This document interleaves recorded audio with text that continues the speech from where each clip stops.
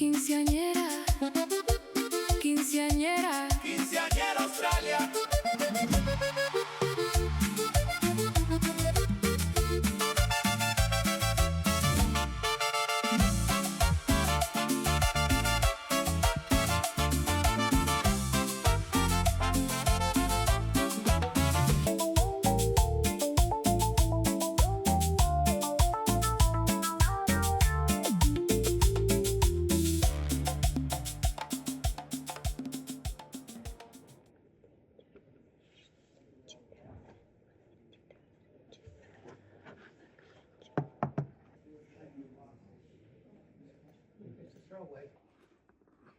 May I have your attention?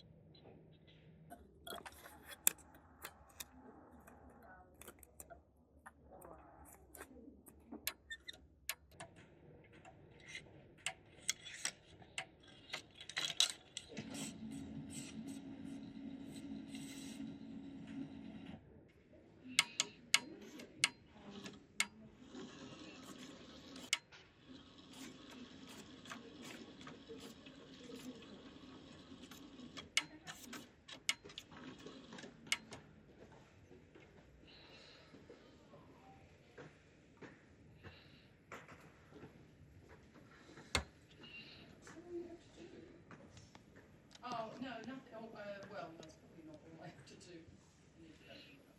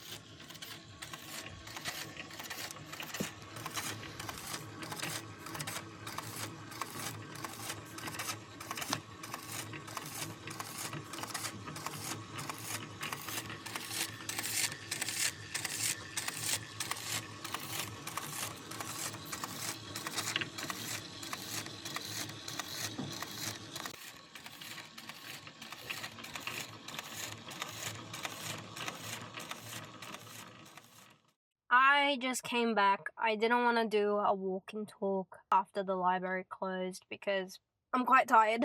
I'm not gonna lie. When I was looking at these newspaper, the footage that I'm about to show you, I did it incorrectly. The lady at the reception, she said, "You're supposed to put film under the glass." And I was like, oh my god, no wonder I was doing it completely wrong. So everything that you just saw, I did it incorrectly. Anyway, I want to talk to you because I think yesterday, my first day, I was very excited, very enthusiastic, and I still am. This whole project, I just feel so grounded in what I'm doing. But day 2 is a little bit different. So I think from 2001, 2002, and I'm up to 2003. And over the years, I found 3 quinceañeras. 3 quinceañeras in a section called Sociales. It was just a section, it was a small little clipping at either the second page or the last page of the newspaper. And it was either a birthday or a newborn baby or people getting married or like people getting graduated. That was kind of the thing that was featured in that little section. And it was either 2 photos or 1 photo. Anyway, getting to that pages, I think it's like 10. It was like big section of sports and news, and there was also another little section of for the mujeres, for the women or for the girls. And as I was looking through these pages, I looked at so many organizations, so many throwbacks, and I was looking at the addresses of these businesses being advertised, and it was all over Fairfield Heights, like some Latinas in Wollongong, Penrith. Looking at the newspaper back then made me reflect how much of a big community it was back in the day. If you really think about it, and that's why I think today I was a little bit quite different in terms, I was grieving. I think that's the emotion that I felt quite today. Even though I was looking at it and I got 2, which is already amazing that I was able to find. But obviously, I mentioned I need to do the next step of getting in contact with them.